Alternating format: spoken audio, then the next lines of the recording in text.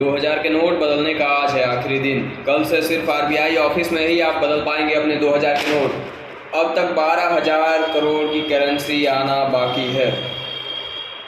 आपको बता दें कि 2000 रुपये के नोट को बैंक में जमा करने या इसे दूसरे नोट से बदलने का आज यानी कि 7 अक्टूबर को आखिरी दिन है। इससे पहले शुक्रवार को आरबीआई गवर्नर शक्तिकांत दास ने बताया कि 96% से ज़्यादा 2000 रुपये के नोट बैंक में वापस आ गए हैं, जिनकी वैल्यू 3.43 लाख करोड़ है। इसमें से 87% नोट को बैंक में जमा किया गया है, बाकी नोटों को दूसरे नोटों से एक्सचेंज किया गया है।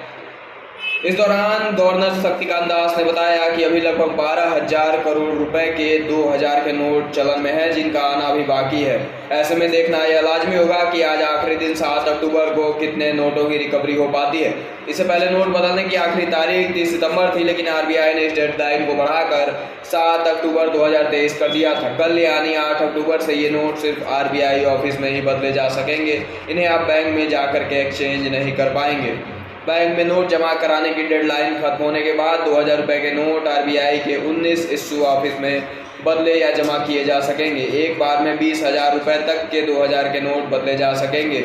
वहीं अगर इन्हें अपने बैंक अकाउंट में क्रेडिट करवाना है तो 2000 रुपये के कितने भी नोट इश्यू ऑफिस में के जरिए आप जमा करवा सकते हैं।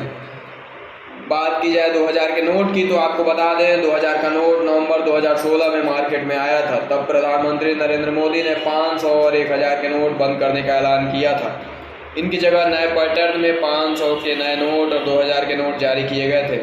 हालांकि आरबीआई ने साल 2018-19 से 2000 के नोटों की छपाई बंद कर दी थी। वहीं 2021-22 में 38 करोड़ वैल्यू के 2000 के नोट नष्ट भी किए गए थे।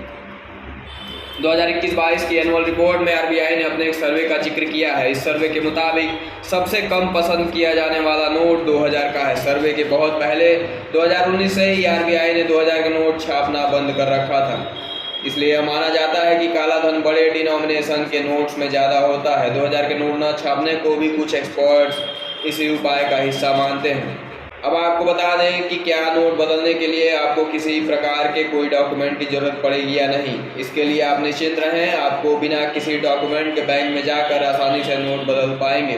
नोट बदलने में कोई परेशानी ना हो, इसलिए बैंकों को भी इसके बारे में जानकारी दे दी गई है। एक बार में 20,000 की सीमा तक 2000 के नोट दूसरे डिनोमिनेशन में एक्सचेंज आप करवा सकते हैं।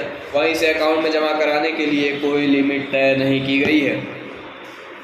वहीं दूसरा सवाल यह उठता है कि क्या किसी भी बैंक में बिना अकाउंट के नोट बदले जा सकते हैं। इसके लिए भी आरबीआई ने ढील देते हुए बताया है कि हाँ, नॉन अकाउंट होल्डर भी किसी भी बैंक शाखा में एक बार में 20,000 की सीमा तक 2000 के नोट बदलवा यानी दूसरे डिनोमिनेशन में एक्सचेंज कर सकते हैं।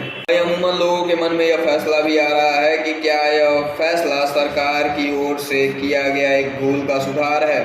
तमाम विपक्षी दल इस बात को लेकर के दबाव बना रहे हैं कि यह फैसला सरकारी भूल को सुधारने का एक परिणाम है। आपको बता दें कि 2016 में बंद किए गए 500 और 1000 के नोट की कमी को पूरा करने के लिए 2000 के नोट छापे गए थे। जब पर्याप्त मात्रा में दूसरे डिनोमिनेशन के नोट उपलब्ध हो गए तो 2018-19 में 2000 के नोटों की छपाई बंद कर दी गई। यानी ये सीधे तौर पर नहीं कहा जा सकता है कि 2000 के नोटों को सर्कुलेशन से बाहर करना सरकार द्वारा हुई भूल का सुधार है।